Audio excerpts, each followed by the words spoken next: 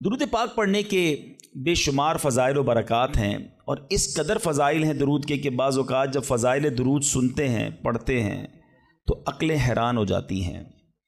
ایک بڑا ہی ایمان افروز یوں سمجھیے کہ حدیث پاک کا جو مضمون ہے وہ بہت خوبصورت ہے، اور اندازہ ہوگا کہ درود پڑھنے میں کتنی دیر لگتی ہے اور اس کا ریوارڈ، اس کا انعام کتنا بڑا ہے۔ القول البدیع میں یہ حدیث پاک موجود ہے۔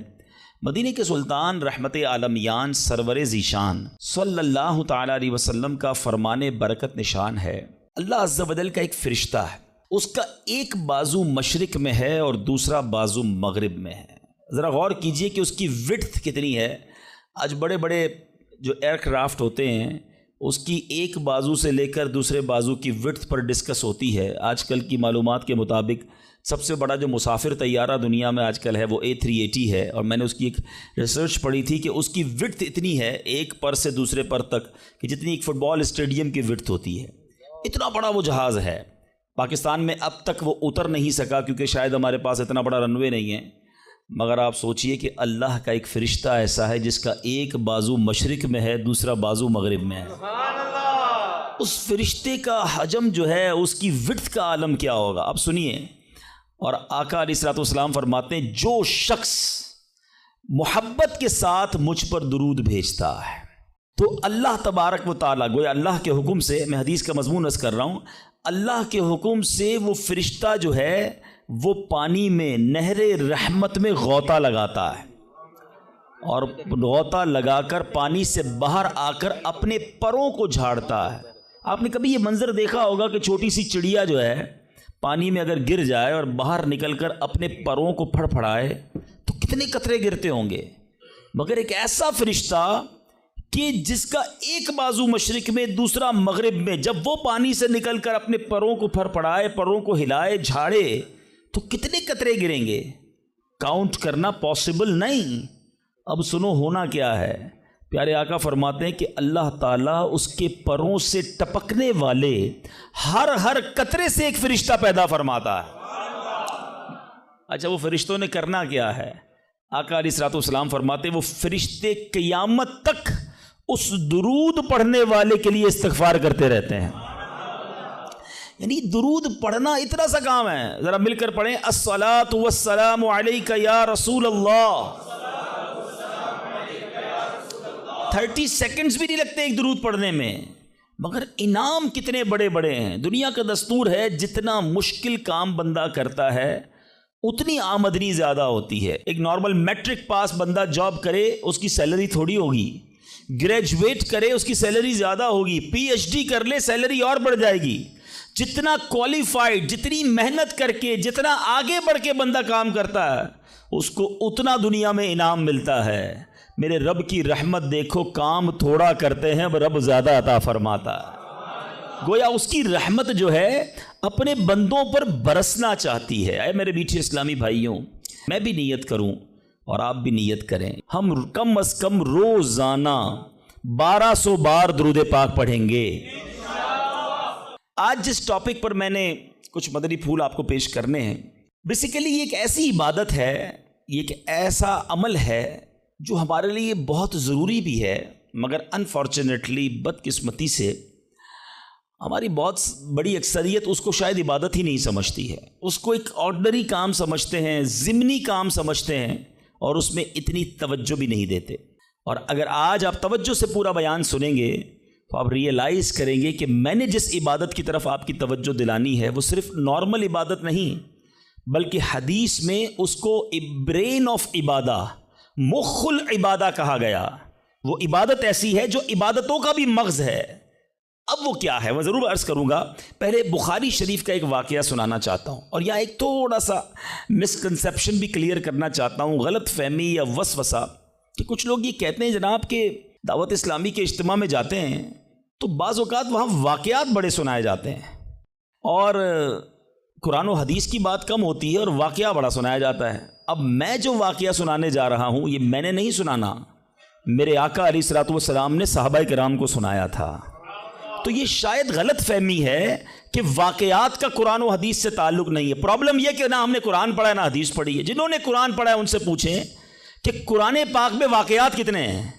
قرآن پاک بھرا پڑا ہے واقعات سے. سورہ بقرہ کو بقرہ کیوں کہتے ہیں بھائی؟ یہ ایک گائے کا واقعہ ہے. بقرہ کہتے ہی گائے کو ہیں, ٹھیک ہے جناب. سورہ یوسف کو احسن القصص کہا گیا, قرآن پاک کا سب سے بہترین قصہ. شاید آپ میں سے بہت سو کو نہیں معلوم ہوگا کہ قرآن مجید فرقان حمید میں 100 سے زیادہ واقعات موجود ہیں, مگر لوگ پتہ نہیں کیوں اریٹیٹ ہوتے ہیں. اس کا مطلب کیا ہوا؟ اس کے آپ پڑھے لکھے لوگ ہیں, شاید میرے پوائنٹ کو پک کر لیں گے. بخاری شریف کی بڑی بڑی کتابوں میں, حدیث کی جتنی بڑی کتابیں ہیں, نبی پاک نے پچھلی قوموں کے واقعے بیان کیے. قرآن واقعے بیان کر رہا ہے, نبی پاک واقعات بیان کر رہے ہیں. What is the reason behind this? اس کا مطلب یہ ہے کہ انسان کو اللہ نے جس طریقے سے بنایا ہے نا, ہمارا ذہن واقعے کو جلدی قبول کرتا ہے. ہم اسٹوری کے ذریعے بات جلدی سمجھتے ہیں, اور آج ماڈرن سائنس اس بات کو پک کرنے میں کامیاب ہوئی ہے. اللہ کا کلام ہمارے پاس 1450 سال سے موجود ہے. آج جائیے اسکول کالجز کے اندر, آج بڑے بڑے پروفیسر اس نتیجے پر پہنچے ہیں کہ جناب بچوں کو اگر کوئی بات سکھانی ہے تو کوئی اسٹوری کے ذریعے سکھانی ہوگی, کسی پوئم کے ذریعے سکھانی ہوگی, کوئی واقعہ بیان کرے تو بات دل میں گھر کر جائے گی. آج ماڈرن سائنس اس بات پر پہنچی ہے. میرا قرآن اور نبی کی حدیثیں ان واقعات سے بھری ہوئی ہیں. تو آج میں وہ واقعہ سنانے جا رہا ہوں جو بخاری شریف میں موجود ہے. اللہ کے حبیب علیہ الصلوۃ والسلام نے صحابہ کرام کو سنایا, اور امیزنگ کمال کا واقعہ ہے, اور یہی میرے آج کے ٹاپک کا یوں سمجھیے سینٹرل آئیڈیا ہے. آپ کو اندازہ ہو جائے گا کہ میں کیا بیان کرنا چاہتا ہوں, اور اس واقعے سے ہمیں بہت کچھ سیکھنے کو ملے گا. بخاری شریف میں ہے, حضرت عبداللہ ابن عمر رضی اللہ تعالیٰ عنہ سے مروی ہے, کہتے ہیں میں نے پیارے آقا علیہ الصلوۃ والسلام کو فرماتے سنا. میں سمری خلاصہ اس حدیث کا عرض کروں گا کہ اگلے زمانے میں 3 شخص کہیں جا رہے تھے.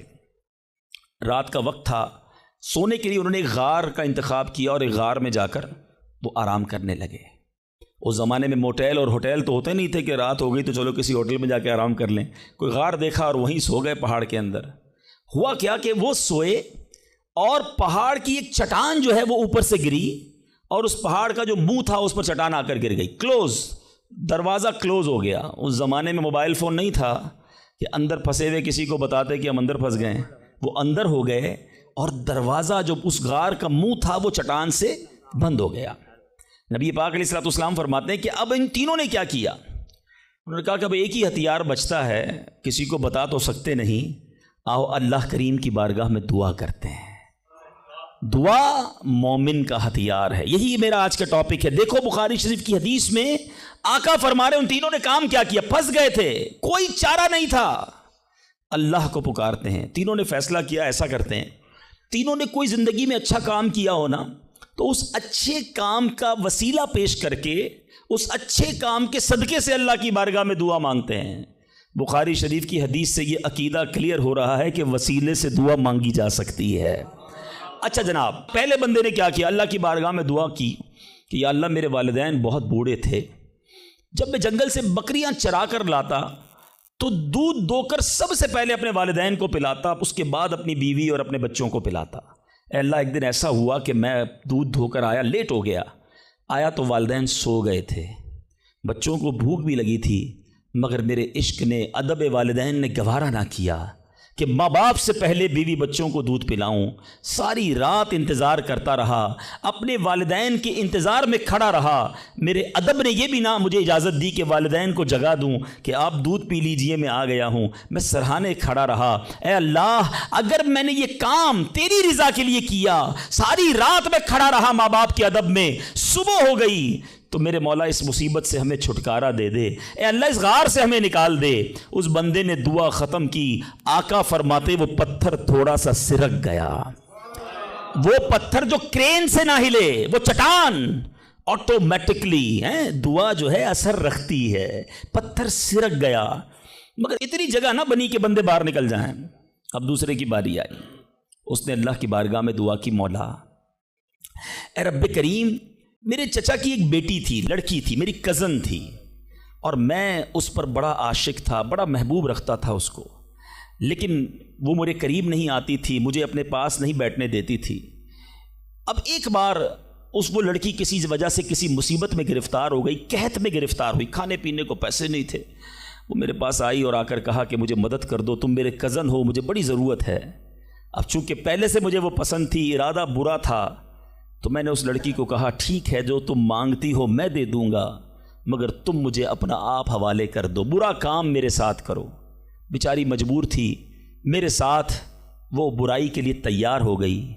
یا اللہ، جب میں اس کے ساتھ قریب ہوا، وہ اللہ کی بندی مجھے کہتی ہے کہ اللہ سے ڈر اور ناجائز طور پر یہ کام نہ کر، میں تیرے لیے حلال نہیں ہوں۔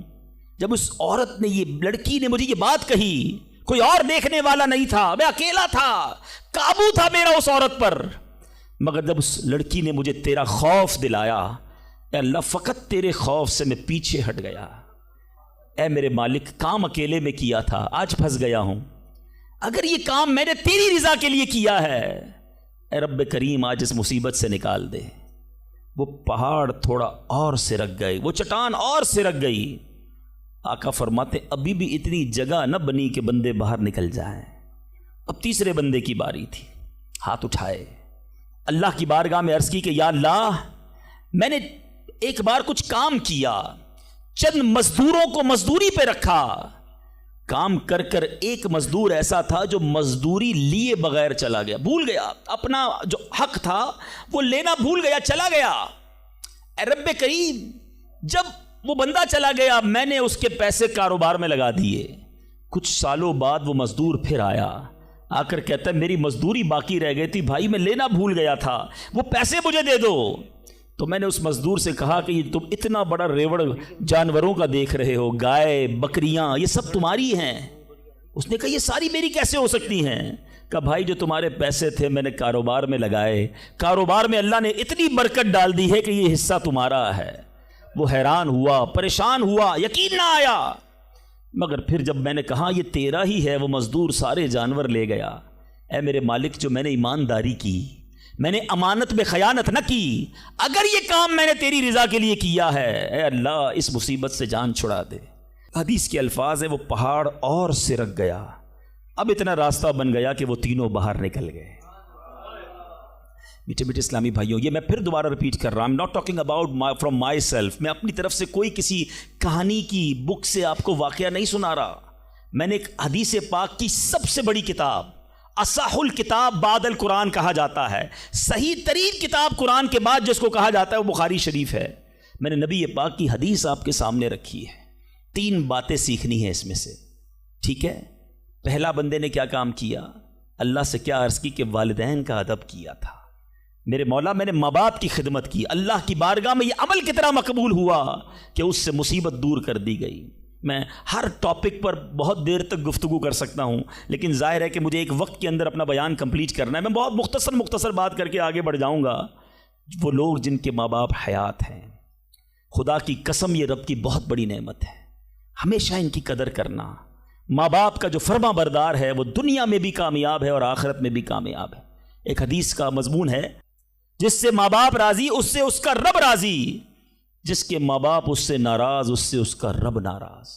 یاد رکھنا میرے بھائیوں، وہ میرے نوجوانوں جن کے ماں باپ حیات ہیں، ان کی قدر کرو، ان کی دعائیں لو، خدا کی قسم اس کو کامیابی سے کوئی نہیں روک سکتا جس کے ساتھ ماں باپ کی دعائیں ہیں، اور اس شخص کو بربادی سے کوئی نہیں روک سکتا جس کے ماں باپ اس سے ناراض ہیں۔ دنیا میں اور بہت سارے گناہ ہیں، ہر گناہ کی سزا، اس کا رزلٹ، اس کا عذاب جو ہے وہ بندے کو مرنے کے بعد پتہ چلتا ہے، مگر ماں باپ کی نافرمانی وہ گناہ ہے کہ جس کا عذاب بندے کو دنیا میں دکھایا جاتا ہے۔ جو ماں باپ کا نافرمان ہوتا ہے نا، اس کی اولاد دنیا میں اس کی نافرمان ہوتی ہے۔ آج آپ بہت سارے اسلام بھائی پرچیاں بھی دیتے ہیں، دعائیں بھی کرواتے ہیں، میں آپ کو ایک مشورہ دیتا ہوں، ادھر ادھر دعائیں مت کراؤ۔ جس کے پاس ماں ہے نا، اپنی ماں کے قدموں میں بیٹھ جاؤ، خدا کی قسم ماں دل سے دعا کر دے طوفان ٹل جایا کرتے ہیں۔ بھول گئے آپ کہ جنت میں موسیٰ کا پڑوسی بنا دیا اللہ نے، ایک کسائی کو ماں نے دعا دی تھی، اللہ نے موسیٰ کا جنت میں پڑوسی بنا دیا۔ تو ماں باپ کی ادب کریں، نافرمانی نہ کریں۔ دوسری بات، بڑی اہم بات ہے، بڑے نوجوان بیٹھے ہیں یہاں پر، آج جو بے حیائی کا دور ہے، آج جو بدکاری کا دور ہے، آج جو سوشل میڈیا نے ہماری آنے والی نسلوں کو برباد کر کے رکھا ہے، فلموں نے، ڈراموں نے، ماڈرنزم نے، حیا ختم ہوتی جا رہی ہے۔ اس نوجوان نے کیا کیا تھا؟ اکیلا تھا، اس لڑکی پر قابو تھا، مگر جب خوف خدا طاری ہوا تو وہ موقع چھوڑ کر اللہ کے لیے الگ ہو گیا۔ بتائیے آج ہمارا کیا حال ہے؟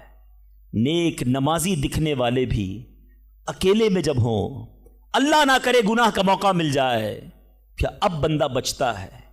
ہم سوچے تو صحیح کہ ہم گناہ کرتے وقت یہ خیال تو رکھتے ہیں کوئی دیکھ نہ لے، دروازہ بند کر دو، لائٹ آف کر دو، کہیں اور چلتے ہیں، یا تو جاننے والے رہتے ہیں۔ ارے جدھر جا رہے ہو ادھر کا رب کوئی اور ہے کیا؟ اللہ ہر حال میں دیکھ رہا ہے۔ کاش یہ جملہ میرے اور آپ کے دل پر نقش کر جائے۔ جب حرام کرنے کو جی چاہے، جب گناہ کرنے کو جی چاہے، جب بے حیائی کرنے کو جی چاہے، اے میرے نوجوانوں، نہ کرو اپنی نوجوانی کو برباد ان بے حیائیوں کے کاموں میں۔ یہ اللہ کو ناراض کرنے والا، جہنم میں جانے والا کام ہے۔ حفاظت کرو اپنی، شیطان کے واروں سے بچاؤ اپنے آپ کو۔ اور اس کی بڑی وجہ یہ سوشل میڈیا ہے، یاد رکھیے گا۔ پہلے نگاہ بہکتی ہے، پھر دل بہکتا ہے، پھر شرمگاہ بہکتی ہے۔ یہ امیر اہل سنت جو ہے نا، جو بانی دعوت اسلامی ہے، فاؤنڈر آف دعوت اسلامی، بیسیکلی یہ نباز ہیں۔ ان کو جتنی دنیا کی جو مزاج شناسی ہے وہ نعرہ کیوں لگاتے ہیں؟ اکثر نظریں جھکی رہیں گی۔ شاید بہت سو کو سمجھ نہیں آتا کہ یہ نیچی نگاہوں کی بات کیوں کرتے ہیں۔ آج کے دور میں جہاں ہر طرف بے پردگی ہے، ہم پاکستان کی ساری خواتین کو برقع نہیں پہنا سکتے، مگر اپنی نظروں کو تو نیچا کر سکتے ہیں نا، اپنی نگاہوں کو تو حیا کی چادر اڑا سکتے ہیں۔ تو خدا را اگر حرام سے بچنا ہے، گناہوں سے بچنا ہے، تو پہلے نگاہیں جھکائیے، پہلے آنکھوں سے حرام نہ دیکھیے۔ اور اب تیسری بات، اس حدیث میں جو بندے نے دعا کی تھی، تھوڑی سی مزدوری باقی رہ گئی، اور اس بندے نے مزدور کا حق کیسے ادا کیا کہ تھوڑے پیسوں کے لاکھوں واپس کیے۔ مگر آج کیا حال ہے؟ آج کوئی پیسے بھول جائے تو ہم کہتے چلو جان چھوٹی میرے ہو گئے ہیں۔ کاروبار میں، حساب کتاب میں اگلے کی مسٹیک ہے، ہمیں پتہ ہے کہ یہ غلطی کر رہا ہے، اس نے پیمنٹ دی تھی، لکھی نہیں ہے، مگر ہمیں معلوم ہوتے ہوئے ہم نہیں بتاتے۔ یار اچھا ہے بھول گیا، میرے ہو گئے نا، ہیں؟ کسی کا مال دباتے ہوئے نہیں سوچتے، کسی کے پیسے کھاتے ہوئے، قرضہ لے کر لوگ کہتے جاؤ وصول کر سکتے ہو تو کر لو۔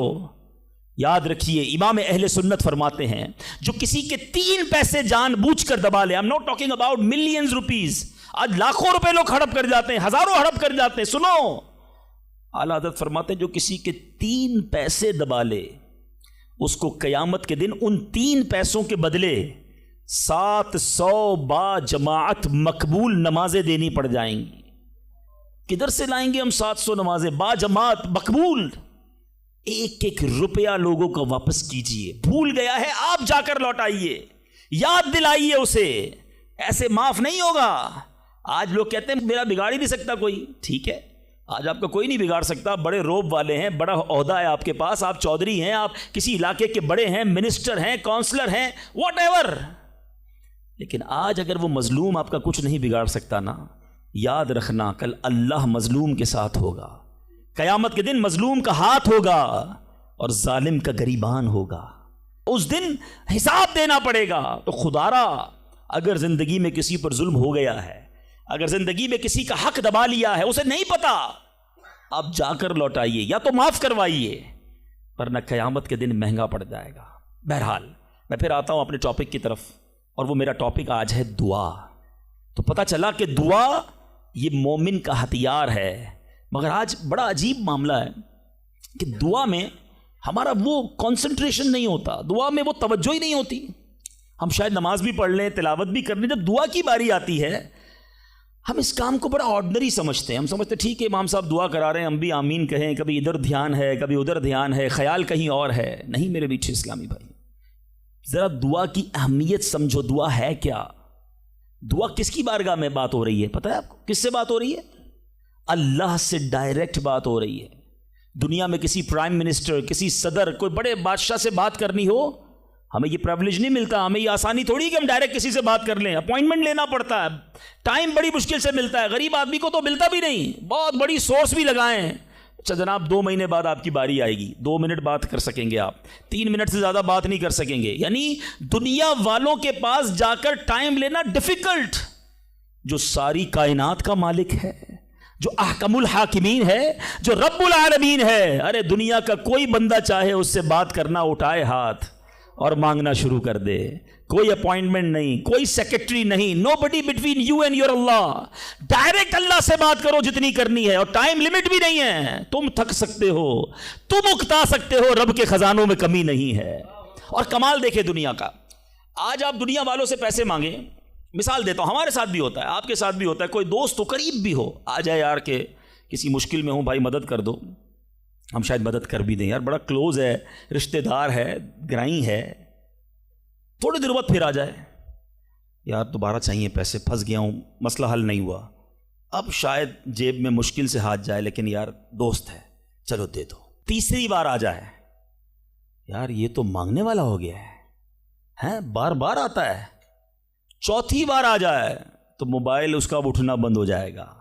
پانچویں بار شاید ہم اس کا نمبر بھی بلاک کر دیں گے, چوکیدار کو بھی کہہ دیں گے اس کو قریب نہیں آنے دینا, یہ تو مانگنے والا ہو گیا ہے. یہ ہے دنیا. تم اپنے اچھے دوست, قریبی رشتہ دار سے 3-4 بار مانگ لو, وہ اب تم سے دور ہو جائے گا, تمہیں برا کہے گا. میرے رب کریم کی شان دیکھو, فرماتا ہے ادعونی استجب لکم, مجھ سے دعا مانگو میں تمہیں عطا فرماؤں گا. اجیب دعوت الداعی اذا دعانی, میں دعا مانگنے والے کی دعا قبول کرتا ہوں جب وہ مجھے پکارے. اللہ اکبر, اللہ تعالیٰ زیادہ مانگنے والوں سے زیادہ محبت فرماتا. ایک اور عجیب بات بتاؤں کہ اللہ تبارک و تعالی ان بندوں سے ناراض ہوتا ہے. دنیا میں ہے کوئی ایسا سخی, کریم دیکھو میرا مالک, جو نہیں مانگتا رب اس سے ناراض ہوتا ہے. شاعر لکھتے ہیں نا, تو کریم ہی جو ٹھہرا تو کرم کے کیا ٹھکانے, تو کریم ہی جو ٹھہرا تو کرم کے کیا ٹھکانے, تو نوازنے پہ آئے تو نواز دے زمانے. میں نے آپ کو قرآن کی کچھ آیات کے ذریعے یہ احساس دلایا کہ دعا کی اہمیت کیا ہے. اب آؤ میں آپ کو آپ کے نبی علیہ الصلوۃ والسلام کی کچھ حدیثیں بتاتا ہوں, کس طرح انکریج کیا. اللہ کے حبیب علیہ الصلوۃ والسلام نے کیسی حوصلہ افزائی فرمائی ہے دعا کے بارے میں. اللہ کے حبیب علیہ الصلوۃ والسلام فرماتے ہیں, اللہ تعالیٰ کے نزدیک کوئی چیز دعا سے بزرگ تر نہیں ہے. اللہ کے نزدیک سب سے بزرگ چیز وہ دعا ہے, اور دعا کو حدیث میں مخ العبادہ, عبادت کا مغز کہا گیا. ٹاپ آف دا لسٹ جو عبادت ہے نا وہ دعا ہے. مگر آج دعا کی طرف توجہ ہی نہیں ہے. ہم تو سمجھتے ٹھیک ہے مانگ لی, نہیں مانگی. ارے دعا نہ مانگنے والوں سے رب ناراض ہوتا ہے, اور جو جتنا مانگتا ہے رب اس سے اتنا خوش ہوتا ہے. میرے میٹھے اسلامی بھائیوں, اللہ فرماتا ہے, سنو حدیث قدسی ہے, اے فرزند آدم تو جب تک مجھ سے دعا کرتا رہے اور میرا امیدوار رہے گا, میں تیرے گناہ کیسے ہی ہو معاف فرماتا رہوں گا, اور مجھے کچھ پرواہ نہیں ہے. جب تک مانگو کہ رب عطا فرمائے گا. اب ہم بڑے نادان ہیں, پرابلم یہ ہم بڑی جلدی مچاتے ہیں. یار اتنے دنوں سے دعا کر رہا ہوں, مسئلہ ہی حل نہیں ہو رہا ہے. میں نے دعا کی, یا اللہ کاروبار میں برکت دے دے, کل بھی 5,000 کی بکری ہوئی, آج بھی 5,000 کی, کوئی اضافہ نہیں ہے. جناب میں دعا کرتا ہوں, یا اللہ صحت دے دے, شوگر لیول کم ہی نہیں ہو رہا. میں دعا کرتا ہوں, یا اللہ بیٹا دے دے, بیٹا مل ہی نہیں رہا. میں انشاءاللہ اور بھی باتیں اس میں عرض کروں گا, میں صرف ابھی اس حدیث کو کلیئر کر دیتا ہوں. میں آپ سے پوچھنا چاہتا ہوں, آپ نے دعا کی کہ یا اللہ میرے کاروبار میں برکت دے دے, آپ کی جو سیل تھی وہ ایز اٹ از رہی, لیکن آپ کی دکان میں آگ لگنے والی تھی, آپ کی دکان میں ڈکیتی ہونے والی تھی. آپ نے دعا مانگی, اللہ نے اس بلا کو روکنے میں لگا دیا. سچ بتاؤ پیسے تھوڑے بڑھ جاتے اچھا تھا, یا دکان میں آگ نہ لگی یہ بڑا کرم ہو گیا. میں نے گھر سے نکلنا تھا, میرا ایکسیڈنٹ ہونا تھا, ٹانگ ٹوٹنی تھی, میں نے اللہ سے دعا کی تھی, یا اللہ بیٹا دے دے, وہ دعا کو کنورٹ کیا گیا, میری ٹانگ بچ گئی, میرا ایکسیڈنٹ بچ گیا. بتاؤ یہ اللہ کی مہربانی نہیں ہے؟ پرابلم پتہ ہے کیا ہے, ہمیں دنیا والوں پر سب پر بھروسہ ہے, ہمیں اللہ پر بھروسہ نہیں ہے. ہم سمجھتے پتہ نہیں دعا قبول کیوں نہیں ہوتی ہے. دعا کے آداب میں لکھا ہے کہ اللہ اس بندے کی دعا قبول نہیں فرماتا جو دعا کی قبولیت میں جلدی مچاتا ہے, جو کہتا ہے جلدی قبول ہو جائے, بس آج ہی قبول ہو جائے. اچھا پھر لوگ شکوے بھی بڑے کرتے ہیں, یار میں نے جمعے کے دن بھی دعا کی, مزار پہ جا کے بھی دعا کی, بزرگوں سے بھی دعا کرائی, کسی نے کہا کعبے کو دیکھ کر پہلی دعا کرو وہ قبول ہوگی, کعبے پر بھی چلا گیا, میں مدینے بھی گیا, میری دعا ہی قبول نہیں ہو رہی, میرا پرابلم ہی سولو نہیں ہو رہا. اب ذرا 2-3 حدیثیں سناؤں گا. یہ ساری غلط فہمیاں, یہ سارے مسکنسیپشن اگر آپ توجہ سے سنیں گے تو دور ہو جائیں گے. اللہ کے حبیب علیہ الصلوۃ والسلام فرماتے ہیں دعا بندے کی 3 باتوں سے خالی نہیں ہوتی. 3 میں سے کوئی ایک بینیفٹ لازمی ملتا ہے. آقا فرماتے ہیں یا تو اس دعا کے بدلے گناہ بخش دیا جاتا ہے، یا اس میں جو مانگتا ہے وہ مل جاتا ہے، دنیا میں جو مانگا وہ مل گیا. سیکنڈ یہ آپشن ہے. تیسرا فرمایا کہ اللہ اس کے لیے اس دعا کا ثواب جمع کر دیتا ہے. حدیث کے الفاظ ہیں جب بندہ قیامت کے دن جا کر اتنی ساری نیکیاں دیکھے گا، پہاڑ جتنی، تو عرض کرے گا مولا یہ کام تو میں نے نہیں کیے، کدھر سے ہوئے؟ ارشاد ہوگا یہ تیری وہ دعائیں ہیں جو دنیا میں قبول نہ ہوئی تھیں، اس کا ثواب ہم نے جمع کر دیا ہے. بندہ قیامت کے دن تمنا کرے گا کاش میری دنیا میں کوئی دعائی قبول نہ ہوتی، اتنا اجر، اتنا ثواب. تو اس کا مطلب کیا ہوا کہ دعا مانگتے وقت کنجوسی نہ کیا کرو. ایچ اینڈ ایوری ورڈ، ہر لمحہ آپ کا دعا میں عبادت ہے، اور یہ آپ کے نامہ اعمال میں بڑھوتری کا سبب ہے. دعا میں یہ نہ سوچا کرو کہ پتہ نہیں کیا ملنا ہے، نہیں ملنا، یقیناً ملنا ہے. اب دوسری حدیث سنو اور ایمان تازہ ہوگا. اللہ کے حبیب علیہ الصلوۃ والسلام فرماتے ہیں جس کا مضمون ہے کہ جب کوئی فاسق، فاجر، گناہ گار دعا کرتا ہے، بعض اوقات یہ بھی خیال آتا ہے شیطان ہے نا، یار میں 5 ٹائم نماز بھی پڑھتا ہوں، میں روزے بھی رکھتا ہوں، میں درود بھی پڑھتا ہوں، میں زکوٰۃ بھی دیتا ہوں، میرے کام سیدھے ہوتے نہیں ہیں، میری دعائیں قبول ہوتی نہیں. وہ برابر میں میرا پڑوسی ہے، ایک وقت کی نماز پڑھتا نہیں ہے، کام سارے اس کے الٹے ہیں، کاروبار اس کا ترقی کر رہا ہے، گھر اس کے بن رہے ہیں، یہ کیا ماجرا ہے؟ اول تو ہمیں یہ سوچنا نہیں چاہیے کہ میں نیک ہوں، ہر وقت ہمیں یہ سوچنا چاہیے کہ میں سب سے برا ہوں، میری بہت ساری خطائیں. لیکن اس کے باوجود اب جو میں حدیث سنانے جا رہا ہوں یہ بہت سو کی بہت بڑی کنفیوژن کو دور کر دے گی. اللہ کے حبیب علیہ الصلوۃ والسلام فرماتے ہیں جس کا مضمون ہے جب کوئی فاسق، فاجر، گناہ گار شخص اللہ کی بارگاہ میں دعا کرتا ہے، اللہ فرشتوں سے فرماتا ہے اس کا کام جلدی کر دو. کیوں؟ فرماتا ہے اس کا مانگنا پسند نہیں آ رہا، اس کی آواز اچھی نہیں، جلدی کام کر دو.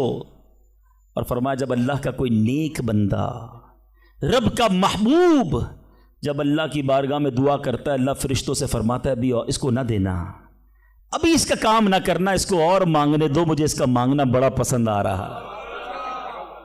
میں آپ سے پوچھتا ہوں خدا کی قسم، میں جو مانگوں وہ مجھے میرا رب دے دے، یہ اچھا ہے، یا زندگی میں ایک دعا میں ایسی کروں کہ اللہ جبریل سے کہے کہ میرے بندے کا کام نہ کرنا، اس کو اور مانگنے دو، اے میرے فرشتوں اور مانگنے دو، مجھے اس کا مانگنا بڑا پسند آ رہا ہے. کاش زندگی میں ایک دعا، مجھے بتاؤ نا، میرا رب یہ کہہ دے کہ میرے بندے کی آواز مجھے پسند ہے، پھر تو میرا کام ہو گیا نا، میرے رب کو میں پسند آ گیا، اس سے بڑی کیا چیز ہے. مگر بدقسمتی ہے اس شخص کے لیے جو اللہ کی بارگاہ میں شکوہ کرتا ہے کہ میرا کام نہیں ہو رہا، میری دعا قبول نہیں ہو رہی. جلدی نہ مچایا کرو، اللہ پر بھروسہ رکھو. اور اب آخری بات سے اور آپ کا کلاؤڈ کلیئر ہو جائے گا. وہ لوگ جو کہتے ہیں پتہ نہیں میرے مسئلے حل کیوں نہیں ہو رہے، میں اللہ کی بارگاہ میں اتنا دعا کرتا ہوں مسئلہ حل نہیں ہوتا. سنو، اب میں آپ کو ایک لاجیکلی مثال دیتا ہوں یا عقلی مثال دیتا ہوں. آپ والد ہیں، آپ میں سے بہت سارے والد ہوں گے، کئی بڑے بھائی ہوں گے، آپ نے بچے پالے ہیں یا کئی ابھی بھی بچے والے ہیں. میں آپ سے سوال کرتا ہوں، آپ کا چھوٹا بیٹا ہو، اسمال چائلڈ، بیمار ہو جائے، گلا خراب، فلو، شدید کھانسی. اب وہ بچہ آپ سے ضد کرے کہ ابو جان میں نے آئس کریم کھانی ہے، میں نے ٹھنڈا شربت پینا ہے، کھانسی بھی ہو رہی ہے، بتائیے آپ پلائیں گے اس کو؟ جواب دیجئے. سب منع کر رہے ہیں نہیں پلائیں گے نا. اچھا اب وہ بچہ رونا شروع کر دے، آپ کے بالکل سامنے بیٹھے چیخے مار رہا ہے، رو رہا ہے، آپ کا ایک دوست بھی ساتھ بیٹھا ہے، وہ ابھی آیا، دیکھا بچہ رو رہا ہے آئس کریم کے لیے، باپ کہہ رہا نہیں کھلاؤں گا. اب دوست کیا کہے گا؟ یار کیسے والد ہو، بچہ رو رہا ہے کھلا دو نا آئس کریم. اس کو پتہ نہیں ساری بات. تو آپ اس کو کیا رپلائی دیں گے؟ آپ کہیں گے میں والد ہوں، مجھے پتا ہے بچے کو کب کیا دینا ہے، ابھی آئس کریم کھلا دوں گا تو گلا خراب ہو جائے گا، یہ اور بیمار ہو جائے گا. اس کو آئس کریم دینا اس سے محبت نہیں ہے، دشمنی ہے. ایسا ہی ہے؟ ذرا بات میرے ساتھ رہیے گا. اب بڑی دل پر ہاتھ رکھ کر میری بات سننا. تم والد ہو، تمہیں پتا ہے بچے کو کب کیا دینا ہے، میرے خالق کو نہیں پتا مجھے کب کیا دینا ہے. ہیں؟ میں مانگ رہا ہوں یا اللہ روزی میں برکت دے، وہ نہیں دے رہا۔ میں مانگ رہا ہوں یا اللہ اولاد دے، وہ نہیں دے رہا۔ میں گڑ گڑا رہا ہوں یا اللہ کرائے کے مکان میں ہوں، اپنا مکان دے دے، وہ نہیں دے رہا۔ اے مولا میں فلاں ملک میں جانا چاہتا ہوں، ویزے لگانا چاہتا ہوں، نہیں مل رہے ویزا۔ ارے کیوں یقین نہیں رکھتے؟ جتنے ادھر بیٹھے ہو میں آپ سے پوچھتا ہوں، کون ہے جو یہ کہتا ہے میری ماں مجھ سے محبت نہیں کرتی؟ ارے ماں تو وہ ہستی ہے جو اپنے سکھ قربان کر کے ہمیں سخی کرتی ہے، ساری رات ہمارے لیے جاگنے والی ہماری ماں ہے۔ تو جو ماں تکلیف نہیں دے سکتی، وہ ماؤں سے زیادہ پیار کرنے والا کیسے ہماری دعا قبول نہیں کرے گا؟ یہ یقین رکھ لو، اگر میں مانگ رہا ہوں وہ نہیں دے رہا تو وہی میرے لیے بہتر ہے۔ میرا کام نہیں ہو رہا نا، وہی میرے لیے بہتر ہے۔ جو اولاد کے تمنائی ہیں، نہیں مل رہی اولاد، یقین کر لو کہ میرے لیے اولاد بہتر نہیں۔ پوچھو ان ماں باپ سے جن کے بچے مار کر انہیں گھر سے نکال دیتے ہیں، وہ کہتے ہیں کاش بچہ پیدا ہی نہ ہوتا، بیٹے نے مارا ہے مجھے، بیٹے نے گھر سے نکال دیا۔ ایسی اولاد نہیں دنیا میں؟ ان ماں باپ سے پوچھو، کیا پتا آپ کے مقدر میں ویسی ہی اولاد ہو۔ اور اللہ فرما رہا ہے، اللہ کریم ہے، ہمارے بارے میں اچھا فیصلہ کیا کہ ہمیں اولاد سے محروم رکھا۔ اے میرے بندوں، جب تمہیں ماں باپ پر یقین ہے کہ وہ برا فیصلہ نہیں کرتے تو اپنے خالق پر یقین کر لو۔ اب اگر یہ سوچ لو گے نا تو آپ کی لائف بڑی پرسکون ہو جائے گی۔ اب آپ ٹینشن میں نہیں رہیں گے، دعا کریں گے، کام ہو گیا تو بھی اللہ کا شکر، نہیں ہوا تو بھی اللہ کا شکر، میرے لیے بہتر تھا نا، اللہ نے اس لیے نہیں کیا۔ یقین کر لو اپنے مالک پر۔ ایک بار میں افریقہ میں تھا، تنزانیہ میں، ایک بہت بڑے بزنس مین تھے، انہوں نے کہا میرا بہت بڑا ان کا کاروبار تھا، 7,000 گھر انہوں نے بنائے تھے، پورا سٹی بنایا، بڑی محبت کرتے ہیں دعوت اسلامی سے۔ مجھے کہا تنزانیہ آئے، اب ہمارے ساتھ چلیں اور ہمارے اس پورے شہر کے اندر دعا کر دیں۔ میں نے کہا چلیں چلتے ہیں۔ میں ان کے ساتھ بیٹھ گیا ان کی گاڑی میں۔ سنیے گا ذرا، میں اس بزنس مین سے ایک بات سیکھا ہوں اور میں بھولتا نہیں ہوں بات، تقریباً جب بھی میں نے یہ بیان کیا مجھے واقعہ خود ہی یاد آ جاتا ہے۔ تو ہم گئے اس کے ساتھ، one of the biggest business man of that country, بڑا کام تھا ان کا۔ ہم گئے تو اتفاق تھا جو پل تھا اس شہر کو اور ان کے شہر کو ملانے والا، وہاں کوئی ورک ہو رہا تھا، کام ہو رہا تھا۔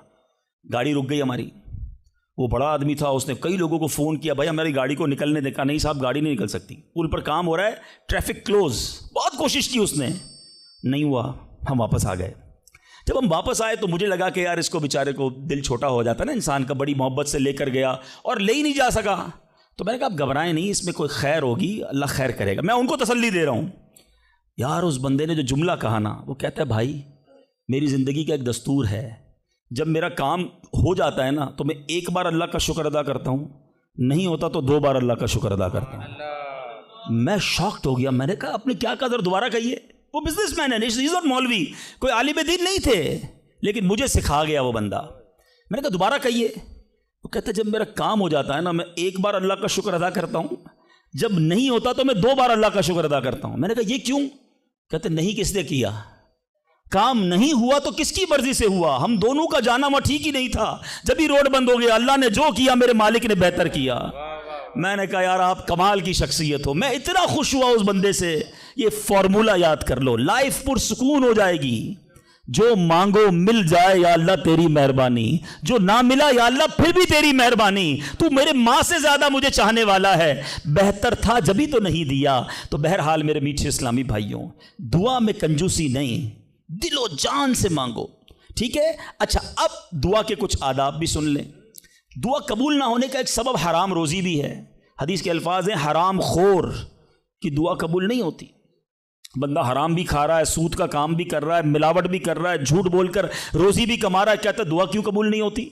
ایک بار حضرت موسیٰ علیہ نبینا علیہ الصلوۃ والسلام نے ایک شخص کو دیکھا، بڑا رو رہا تھا، بڑا گر گڑا رہا تھا، یا اللہ میری دعا قبول کر لے، یا اللہ میری دعا قبول کر لے۔ حضرت موسیٰ نے دیکھا، اللہ سے عرض کی مولا تیرا بندہ کتنا رو رہا ہے، گر گڑا رہا ہے، میرے مالک اس کی دعا قبول کر لے۔ ارشاد ہوا اے موسیٰ یہ اتنا روئے کہ روتے روتے مر جائے، اتنے ہاتھ اٹھائے کہ اس کے ہاتھ آسمان کو چھو لیں۔ اے موسیٰ میں نے اس کی دعا قبول نہیں کرنی۔ عرض کی مولا کیا وجہ ہے؟ ارشاد ہوا اے موسیٰ یہ کھاتا حرام ہے، اس جو لباس پہنا یہ حرام ہے۔ سوچئے اللہ کے نبی سفارش کر رہے ہیں اللہ اس کی دعا قبول کر لے، مگر حرام کھانے والے کی دعا قبول نہیں ہوتی۔ اپنی روزی پاکیزہ کرو۔ آپ میں سارے چاہتے ہیں نا مستجاب الدعوات بن جائیں۔ مستجاب الدعوات کے معنی کیا ہے؟ جس کی ساری دعائیں قبول ہوں، سب چاہتے ہو نا۔ حضرت سعد بن ابی وقاص نے پیارے آقا سے سوال کیا، کیا بیوٹیفل کوسچن کر لیا، ہمارے کام سیدھا ہو گیا۔ آقا سے عرض کی یا رسول اللہ میں مستجاب الدعوات بننا چاہتا ہوں، آئی وانٹ ٹو بی اے مستجاب الدعوات۔ نبی پاک نے کوئی لمبا چوڑا، آپ کو تو پورا سلیبس دیا جاتا ہے نا، پی ایچ ڈی کرنا ہے تو اتنی کتابیں پڑھو، ایم بی بی ایس کرنا ہے تو اتنی کتابیں پڑھو، لیکن مستجاب الدعوات تو کمال ہو گیا نا، اس سے بڑی ڈگری ہے کوئی؟ جو دعا مانگو وہ مل جائے، کوئی بڑا سلیبس نہیں دیا نبی پاک نے، اتنے سال روزے رکھو، اتنی تلاوت کرو، اتنے سجدے کرو، اتنے طواف کرو۔ سنو، ایک لائن میں میرے آقا نے جواب دے دیا، فرمایا اے سعد اپنے لقمے پاکیزہ کر لو تو مستجاب الدعوات ہو جاؤ گے۔ دیٹس اٹ، غذا پاکیزہ ہو، آپ کی دعائیں قبول ہونا شروع ہو جائیں گی۔ ایک اور بڑی اہم بات جو مسٹیک کر جاتے ہیں وہ کیا ہے کہ ہم دعا کے اندر فوکس نہیں کرتے۔ یاد رکھیں، اللہ غافل دل کی دعا نہیں سنتا، یاد رکھیے گا۔ مثال کے طور پہ ہم دعا کرتے وقت آمین، ابھی ادھر دیکھ رہے ہیں، آمین آمین آمین، بات اللہ سے کر رہے ہو اور دھیان کہیں اور ہے۔ اس کو میں آپ کی اگزامپل دیتا ہوں، آپ میں سے کئی ٹیچرز بیٹھے ہوں گے، پروفیسر بیٹھے ہوں گے، سیٹھ بیٹھے ہوں گے، والد بیٹھے ہوں گے، آپ کا اسٹوڈنٹ آپ کے سامنے بیٹھا ہے، آپ کا بیٹا آپ کے سامنے بیٹھا ہے، آپ کا ماتحت آپ کے سامنے بیٹھا، آپ اس کو بڑا کوئی بات سمجھا رہے ہیں، بیٹا دیکھو یوں کرنا یوں کرنا ہے، وہ کبھی ادھر دیکھے کبھی ادھر دیکھے، کبھی موبائل نکال لے، کیسا لگے گا آپ کو؟ کمال ہے یار، میں تم سے بات کر رہا ہوں اور تمہارا دھیان کہیں اور ہے۔ توجہ سے سنو، آپ کو برا لگتا ہے آپ کا بچہ آپ کی بات نہ سنے، تم رب کی بارگاہ میں ہاتھ اٹھا کر دھیان کہیں اور ہے، کدھر سے دعا قبول ہوگی؟ یہ بے ادبی ہے۔ بارگاہ الہی میں حاضر ہیں تو بس فوکس، پتہ چلے میں کس کے دربار میں ہوں، آنکھیں جھکی ہوں، ادب سے بندہ بیٹھے وضو کر کے، ہیں اس کا خیال مالک کے دربار کی طرف ہو کہ غلام ایک مجرم بادشاہ کے دربار میں ہاتھ اٹھائے بھکاری بن کر حاضر ہوا ہے، پھر دیکھیں کیسے عطا ملتی ہے۔ ایک اور مسٹیک دعا قبول نہ ہونے کا ایک سبب، اور وہ ہے یقین۔ ایک بڑا پرابلم یہ ہے، بندہ کہتا ہے یار چلو مانگ لیتے ہیں، باقی ہوتی نہیں اپنی دعا قبول ہے۔ روایتوں کا مضمون ہے جو بندہ یہ کہے نا کہ دعا پتہ نہیں قبول ہوگی یا نہیں، اس کی قبول ہی نہیں ہونی ہے، وہ نہ مانگے۔ یقین چاہیے، وہ بلیف چاہیے، وہ یقین ساتھ ہو تو پھر دعا عرش تک جاتی ہے۔ ایک واقعہ مجھے یاد آیا، ایک بار ایک گاؤں میں بارش نہیں ہو رہی تھی، بڑا زبردست قحط، گاؤں والوں نے طے کیا چلو مل کر ذرا دعا کرتے ہیں، نماز استسقاء وغیرہ پڑھتے ہیں۔ گاؤں کے سارے لوگ جمع ہوئے، ہزاروں کا مجمع، کئی سالوں سے اس گاؤں میں بارش ہی نہیں ہوئی، پتے پتے کو، بوند بوند کو لوگ ترس رہے، قحط۔ ایک نوجوان، ایک ینگسٹر آیا، ہاتھ میں اس کی چھتری ہے، سارے گاؤں والے ہنسنے لگے کہ اللہ کے بندے، کئی سالوں سے ایک قطرہ پانی کا نہیں گرا، تم چھتری لے کر آئے ہو۔ اس نوجوان نے کمال کا جواب دیا کہ جس سے مانگنے آئے ہیں وہی تو برسانے والا ہے۔ اب اگر اس نے برسا دی تو کیا بھیگتے ہوئے جاؤں گا؟ اب ہوا یہی، کتاب میں لکھا سب نے دعا مانگی، نوجوان کے یقین کی برکت سے دعا کے دوران موسلا دھار بارش شروع ہو گئی، سارا گاؤں بھیگتے ہوئے گیا، نوجوان چھتری کے نیچے چلتا ہوا جا رہا ہے۔ یقین ہوگا تو کام ہوگا، دعا پر یقین نہیں، اللہ پر ہی یقین نہیں ہے تو کام کیسے ہوگا؟ یہ تو چند میں نے آداب بیان کر دیے۔ اب میں دو بڑی اہم باتیں کرنا چاہتا ہوں کہ دعا جو ہے نا ماں باپ کی، وہ بڑی امپورٹنٹ ہے۔ بعض اوقات ہم سمجھتے ہیں کہ یار کام نہیں ہو سکتا میرا، بڑا ٹپیکل ہے، میں بڑی مشکل میں پھنس گیا ہوں، میرے مسائل بہت ہیں، یہ مسئلہ حل ہو ہی نہیں سکتا، میں اتنے بڑے قرضے میں آ گیا ہوں کہ وہ قرضہ کیسے اترے گا؟ میں ساری زندگی نوکری کرتا رہوں، قرضہ تو نہیں اترنا، میری یہ بیماری ڈاکٹر کہتے ٹھیک ہی نہیں ہوگی۔ یہاں آ کر ہمارا کانفیڈنس شیک ہو جاتا ہے، ہم اللہ سے بھروسہ اٹھا لیتے ہیں، ہمیں لگتا ہے نہیں یار یہ پرابلم سالو نہیں ہو سکتا۔ آج ایک بات سیکھ کر جانا، جو پرابلم آپ کے سامنے بہت بڑا ہے نا وہ آپ کے لیے بڑا ہے۔ ان اللہ علی کل شیء قدیر، میرا مالک جب چاہے جیسے چاہے حکم فرمائے اور مسئلہ حل ہو سکتا ہے۔ اب میں آپ کو اس کو لاجیکلی سمجھاتا ہوں۔ ایک آپ نے دیکھا ہوگا آپ کے گھر میں چونٹیاں چلتی ہیں، بعضوں کا چونٹیاں ہوتی ہیں نا، اب چونٹی جا رہی ہے، آپ اس کے سامنے سیب رکھ دیں، اب چونٹی کی طرف رہ کر سوچیں، چونٹی دیکھے گی اتنی بڑی چیز سیب، چونٹی کے لیے وہ سیب پہاڑ ہے، چونٹی ہٹا سکتی ہے اس کو؟ نہیں، وہ کیا کرے گی؟ کھڑی رہے گی یا تو راستہ بدل دے گی، یار اتنی بڑی چیز سامنے آ گئی میں تو کچھ نہیں کر سکتی، وہی سیب آپ واپس اٹھا کے جیب میں رکھ لیں، چونٹی کا راستہ کلیئر۔ بات سمجھ رہے میری؟ سیب چونٹی کے لیے کیا تھا؟ پہاڑ، آپ کے لیے کیا ہے؟ سیب، آپ نے اٹھایا واپس جیب میں رکھ لیا، چونٹی کے سامنے سے پہاڑ ہٹ گیا۔ جو پرابلم میرے اور آپ کے سامنے ہے نا، میرے لیے پہاڑ ہے، آپ کے لیے پہاڑ ہے، آپ کو لگتا ہے سالو ہی نہیں ہو سکتا. ان اللہ علی کل شیء قدیر. وہ جب چاہے جیسے چاہے، منٹوں میں، منٹ بھی زیادہ ہیں، سیکنڈوں میں پرابلم سالو کرتا ہے. دل سے دعا مانگو. اب میں آپ کو ایک واقعہ سنا، ایک ڈاکٹر کا بڑا ہی زبردست واقعہ میں نے کتاب میں پڑھا. ڈاکٹر احمد اس شخص کا نام تھا. ایک کنٹری میں وہ بڑا زبردست ڈاکٹر تھا اور one of the biggest doctor of that country. حکومت نے پلان کیا کہ اس ڈاکٹر کو کنٹری کا سب سے بڑا ایوارڈ دینا ہے، سب سے بڑا انعام. ایک سیمینار مقرر کیا گیا، اس کو ایز اے اسپیشل گیسٹ مہمان خصوصی بلایا گیا. کہا دنیا بھر سے لوگ بلائیں گے، پاکستان کے یا اس ملک کے بڑے لوگ آئیں گے، آپ کو گفٹ دیا جائے گا، آپ کو ایوارڈ دیا جائے گا. ڈاکٹر صاحب بڑے خوش کہ میرے اعزاز میں اتنی بڑی تقریب. مثال دیتا ہوں، ان کی منڈے کو تقریب تھی، سنڈے کو انہوں نے فلائٹ بک کر لی کیپٹل جانے کے لیے، دارالحکومت میں جانے کے لیے. سنڈے کو جب فلائٹ ٹیک آف ہوتی ہے، بڑے خوش ہیں ڈاکٹر صاحب کہ لائف ٹائم ایک ایسا ایوارڈ مجھے ملنے والا ہے جو پوری زندگی میں نہیں ملا مجھے. فلائٹ ٹیک آف ہوئی اور جہاز جو ہے وہ جیسے ہی ٹیک آف ہوا تھوڑی دیر بعد موسم خراب ہو گیا. جہاز میں بڑے ہچکولے آنے لگے، بڑی گھبراہٹ ان کو ہو گئی. ایسا لگا کہ جہاز کہیں حادثے کا شکار نہ ہو جائے. کیپٹن نے اعلان کیا کہ جہاز میں کوئی فنی خرابی ہے، موسم بھی بڑا خراب ہے، ہمیں کسی چھوٹے سے ایئرپورٹ پر جہاز اتارنا پڑے گا. اس جہاز کو ایک چھوٹے ایئرپورٹ پر خیریت سے لینڈ کروایا گیا. سب لوگوں نے سکون کا سانس لیا. ڈاکٹر صاحب پریشان تھے کہ مجھے آج کسی صورت بھی کیپٹل دارالحکومت پہنچنا ہے، کل ایوارڈ میرے لیے ہے، ساری دنیا آنی ہے اور میں نہیں پہنچ سکا. ڈاکٹر صاحب ویٹ کرتے رہے کہ اب کب اڑے گا. ایئرپورٹ کے عملے نے کہا کہ حضور آج جہاز نہیں اڑ سکتا، یہ جہاز میں ایسی خرابی ہے، ہمارا ایئرپورٹ بھی بہت چھوٹا ہے، ہمارے یہاں کوئی ٹیکنیکل اسٹاف نہیں ہے، یہ کل ہو سکے گا. ڈاکٹر صاحب کہیں میں مر جاؤں گا، بہت بڑا پرابلم ہو جائے گا، مجھے کل بہت بڑا ایوارڈ ملنا ہے، مجھے کیپٹل پہنچنا ضروری ہے. کہ دیکھیں اگر آپ نے واقعی وہاں پہنچنا ہے نا تو اس کا آسان حل یہ، آپ گاڑی کرائے پہ لیں، جہاں جانا ہے وہ 6-7 گھنٹے کی ڈرائیو ہے، آپ رات تک پہنچ جائیں گے، آپ جہاز کا انتظار نہ کریں. ڈاکٹر صاحب کو مشورہ سمجھ آیا، رینٹ ا کار لی، گاڑی ڈرائیو کرنا شروع کی. سارے راستے میں بارش، بجلی چمک رہی ہے، اکیلا ڈرائیور گاڑی چلا رہا ہے. ڈاکٹر صاحب اچانک اس کو سمجھ ہی نہیں آئی، راستہ پہلی بار تھا، وہ کسی ان نون راستے پر چڑھ گیا، موٹر وے سے اتر کر کسی چھوٹے راستے پہ چلا گیا. چلتے چلتے چلتے بارش زبردست، بھوک زیادہ لگی. ڈاکٹر کو احساس ہو گیا کہ میں غلط راستے پر آ گیا ہوں. اب بارش بھی اتنی، بھوک سے برا حال. دیکھا ایک چھوٹا سا گھر، اس میں بلب جل رہا تھا. اس ڈاکٹر نے گاڑی وہاں پارک کی، دروازہ نوک کیا.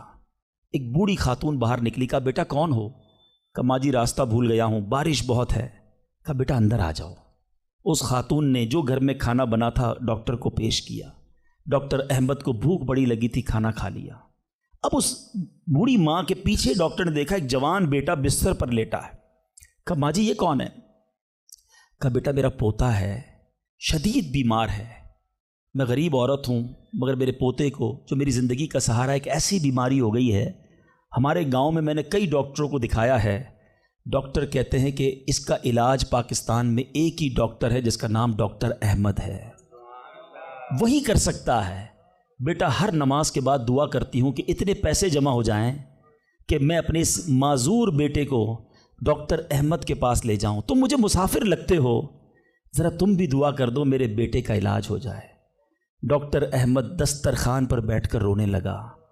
کہتا ہے ماں جی میرے جہاز کا خراب ہونا، چھوٹے ایئرپورٹ پر اترنا، میری گاڑی کا راستہ بھولنا اور آپ ہی کے دروازے پر آ کر کھڑے ہونا، یہ فقط آپ کی دعاؤں کا ثمرہ ہے. میں ہی ڈاکٹر احمد ہوں، آج آپ کے گھر میں آ گیا ہوں، میں آپ کے بیٹے کا علاج کروں گا.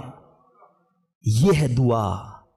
اللہ سے دعا کرو تو گھبراؤ نہیں، اللہ سے دعا کرو تو یقین رکھو، اگر واقعی دل سے دعا ہے تو رب راستے بنائے گا، وہ غیب سے مدد فرمائے گا. مجھے لگتا ہے میرا مسئلہ بڑا ہے، اور پھر میں وہی بات کروں گا کہ جس کی ماں زندہ ہے، خدا کی قسم ماں کی دعائیں لے لو، پوچھو ان سے جن کی ماں چلی گئی ہے. آج جس کی ماں نہیں نا، وہ کس سے دعائیں کروائے، وہ کس سے التجائیں کروائے. سفر پہ ہوتے تھے تو پیچھے کوئی تھا جو مصلی بچھا کر دعا کرتا تھا. ہر تھوڑے دنوں بعد پیغام آتا تھا بیٹا کدھر پہنچے، بیٹا طبیعت کیسی ہے. ارے ماں سوچو تو صحیح، بیٹے کا کام تھا ماں سے پوچھنا کہ ماں تمہاری طبیعت کیسی ہے. ماں پوچھتی ہے بیٹا تم کیسے ہو. ہم نے راتوں کو اٹھ کر ماں کو جگایا، ماں پیٹ میں درد ہے. کبھی ماں نے ہمیں بتایا کہ میرے پیٹ میں درد ہے بیٹا. اپنی اپنی تکلیفیں سہتی رہی، اپنی تکلیفیں سہتی رہی، مگر ہمیں راحتیں پہنچاتی رہی۔ لے لو دعائیں، یہ دعاؤں کا سائبان ہے۔ نہ کرو ماں کو تنگ، نہ کرو اسے پریشان۔ جتنی بھی بڑی پریشانی میں ہونا، ماں کے قدموں میں بیٹھ جاؤ کہ ماں میرے لیے دعا کر دے۔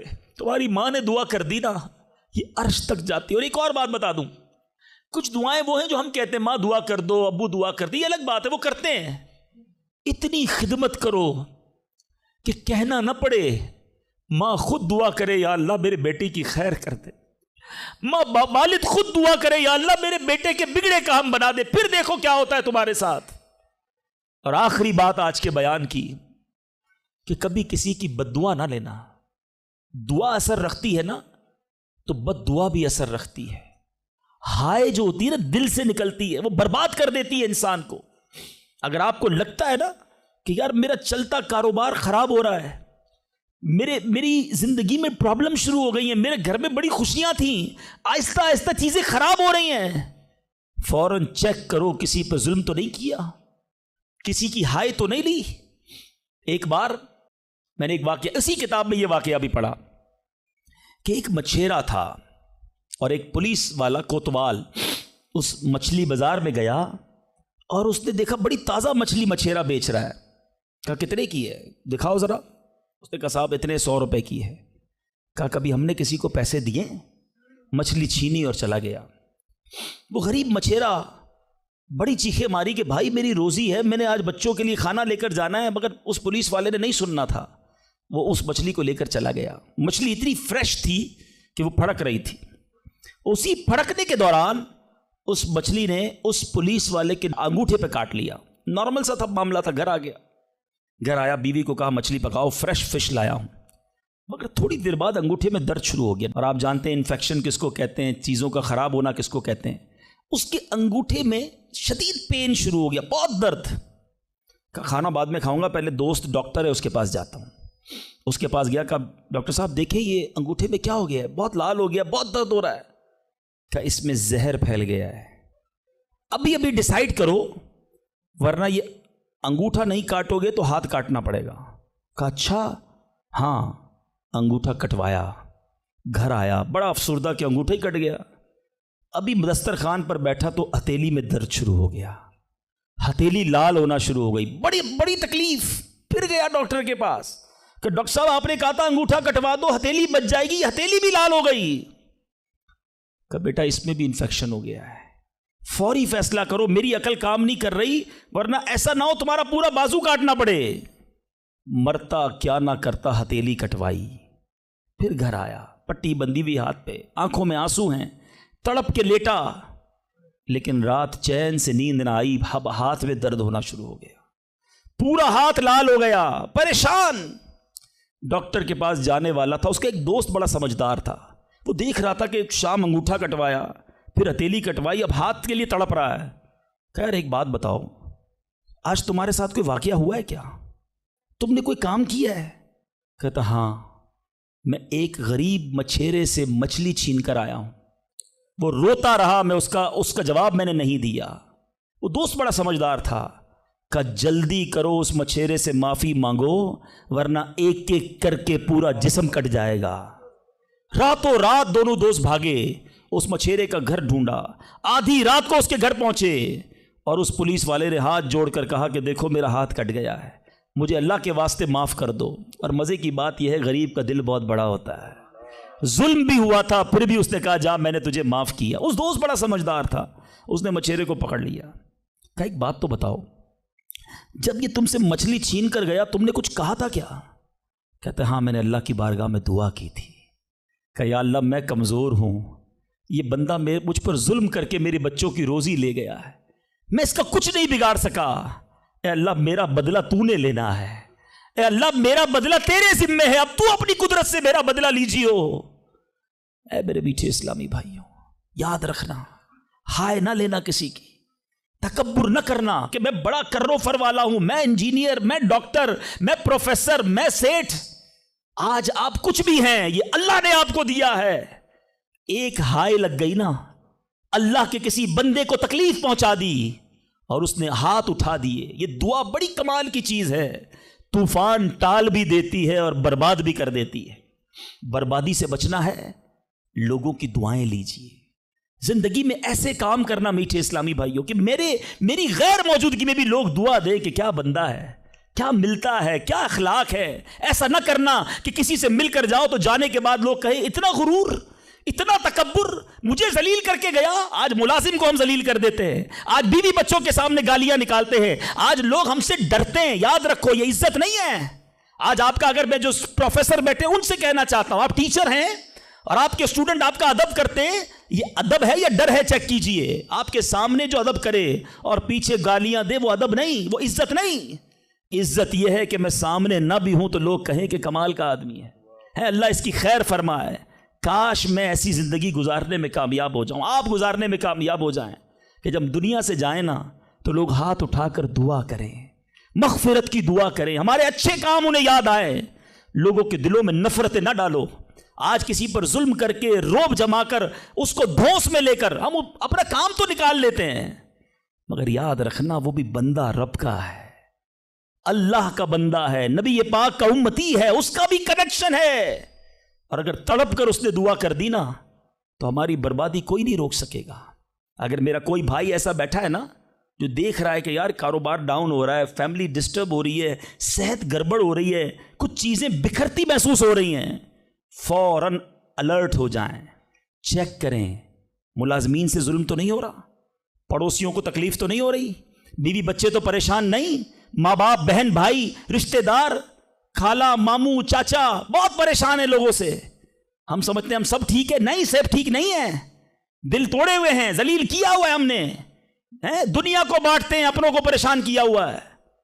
جو شریعت سکھاتی ہے کہ سب سے زیادہ حق ہے ہمارے ماں باپ کا ہم پر، پھر ہمارے گھر والوں کا، پھر ہمارے رشتہ داروں کا. ساری دنیا خوش ہے اور رشتہ دار پریشان ہے ہم سے.